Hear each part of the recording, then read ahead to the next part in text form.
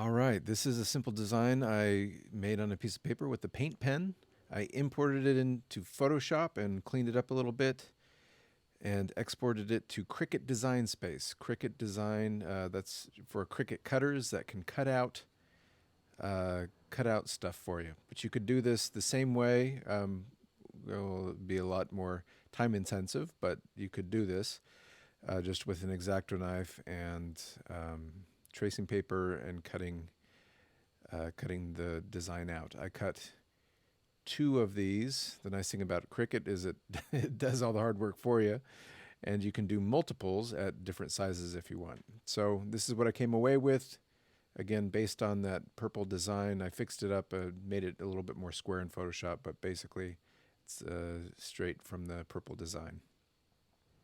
I decided to also make a version that was from the page of a magazine, so I could have an image on there as well.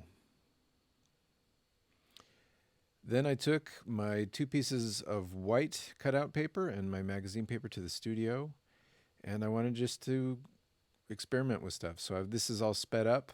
I thought some of you might appreciate seeing the process, so I didn't want to leave anything out, but you certainly don't need to go in real time.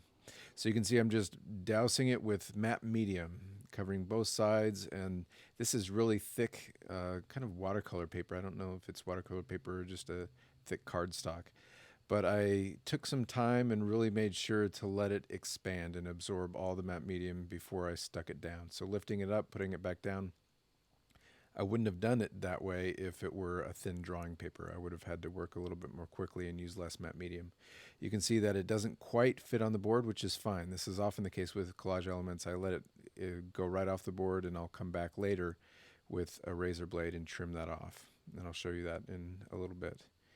So that is one of the things that I did, and I'll continue working on that board after it dries. I've got, I'm doing all this on my just glass palette, and that becomes very convenient to scrape it down and wipe off all the paint. I didn't set the focus lock, so my camera's kind of going in and out here, but hopefully that's not too annoying. The next thing that I did is I used just a piece of drawing paper, and then I put the paper design on top. This is the second one I cut out. And using a brush and matte medium, I just kind of dabbed the matte medium on top. So basically I'm using that cutout paper as a mask. Anywhere that's covered with paper is not going to get any of that matte medium on it, and everywhere that is exposed will get matte medium on it. I'm dabbing it on so it gets a consistent layer, and I don't put too much on so that it starts to bleed underneath the cutout paper design. Then pulling that off, you can kind of see the reflection there, how the places that were exposed got covered in matte medium. And then finally, I'm going to take that same cutout paper that I used with matte medium and use it as a mask, but instead of clear paint, I'm going to use some colors. And instead of dabbing it, I'm going to try applying it with a palette knife. So just a little bit of blue and a little bit of white. That's my palette knife. I'm going to pick up some of that paint. I'm not going to mix it up a lot. See if I can get a little bit of variety in there, and I'm just going to start wiping it over that grid of paper. Because the paper cutout is a thick cardstock, when I apply it with a palette knife like this, it's actually going to create a thicker layer of paint. So there's going to be a raised layer of paint that's about as high as the cutout paper is thick. And because I applied more paint, it's going to bleed underneath the cutout piece of paper a little bit more, and I'm not going to get as crisp of lines as I did with the matte medium. But that's okay. So that's another thing that I was playing with. Cleaning up the palette with my razor blade. I like to, as I play around with these things, keep it a little bit messy. So you notice I'm not cleaning off the paper, waiting for it to dry. Some of that blue is going to bleed in with other colors or with the matte medium. And sometimes just being a little sloppy ends up getting results that you wouldn't otherwise expect. So now I have that blue paint on there that's still a little bit wet, and I'm going to start again using it as a mask but I'm going to add some more colors here, some red, yellow, and white. And instead of applying it with the palette knife, I'm going to go back and do the little dabbing and see if I can get some kind of gradient. You'll notice that the blue that's wet on the cutout paper now is mixing with the yellow, so I'm getting that kind of green, which is fine. If I didn't want to get that green, I could have waited for the blue to dry.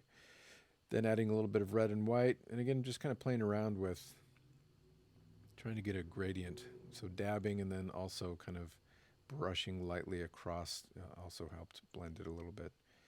I've never done it quite this way, so this is new to me too. I'm not, I'm just messing around, just seeing what I can do with these pieces of paper that I cut out.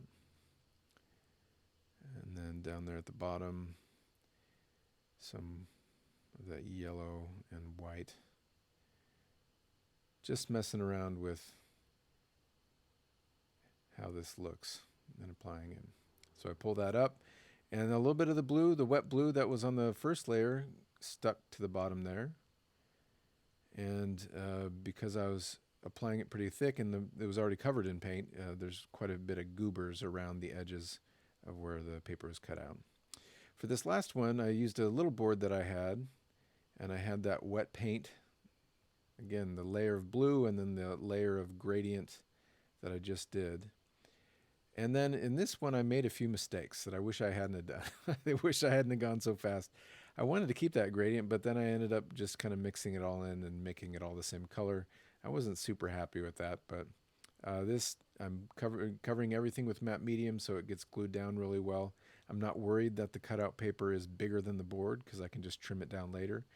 I wanted more contrast, so I maybe put a little white down so I could see the pattern a little bit better, and that worked kind of.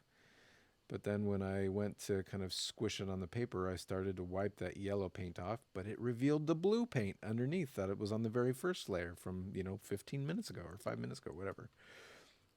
And I kind of liked that. And then I experimented with kind of dabbing it with a paper towel, and that didn't end up working so well. I didn't like the results of that, and I decided, eventually, I decided to go back to wiping away all those layers of paint to reveal that first blue layer that I did in my first, the first thing that I did when I applied it with the palette knife. And I ended up liking that the best. I like that blue next to the more warm kind of yellow colors that are happening in the negative space. So that was kind of cool. It has some possibility. So that's what I ended up with. I've got one that is just a piece of sketch paper that has that gradient that I got with the mask. The next one is the actual cutout piece of paper that where I revealed the blue. The last one was just the plain cutout paper on a board. And then this little guy is just from applying the paint, that blue paint with a palette knife. And then last is this one where you can kind of see the raised texture from where I applied the matte medium using the cutout as a mask. And I'm going to show you what I did with that in just a second here.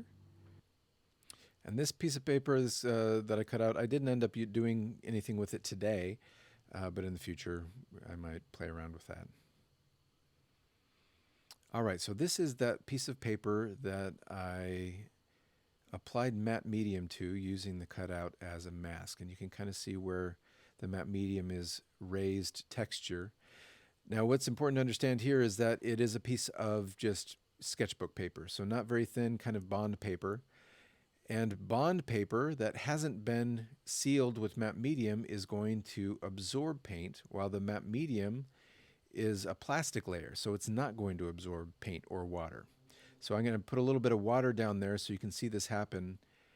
And as I brush across there, the raw paper is absorbing water and a little bit of that paint. And the areas that have matte medium are staying white, especially when I wipe that excess off, right? So that I start seeing that pattern just because of the difference in how the paper absorbs as opposed to the paper where matte medium has sealed it. Then I can apply it more, kind of more thickly. As long as it's wet, if I wipe across it, it's going to come right off of those areas that have matte medium on. Essentially, matte medium is just plastic. So unless you let it dry and adhere, it's going to wipe right off that area if you get it while it's wet. The next thing that I tried here is just India ink. So I've got this bottle of India ink. I'm not going to dilute it or anything. I'm just going to squirt a little bit of it on there and then wipe across with a paper towel. And again, just like with the acrylic, it's going to absorb into the paper, and then the areas that have matte medium on there, it'll wipe right off of. So that's kind of cool. It's just straight India ink. For my last stripe, I put a little bit of yellow down and red down, and then I just used a paper towel, or maybe I used a palette knife.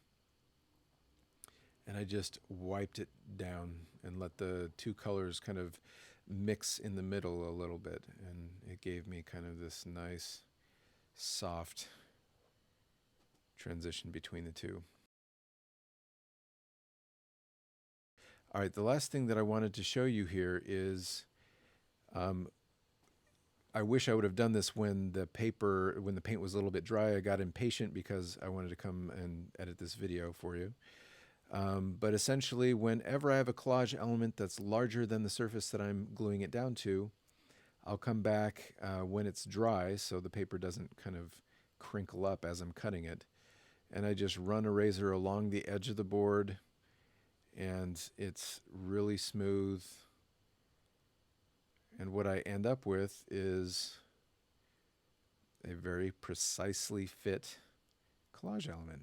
So then it looks intentional, it looks really sharp and precise.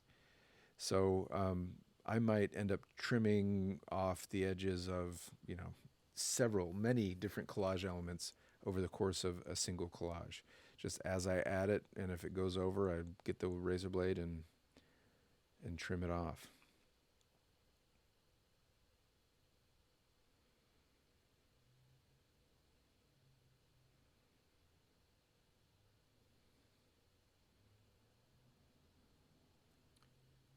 So that is what it looks like all trimmed. And this is what I did today.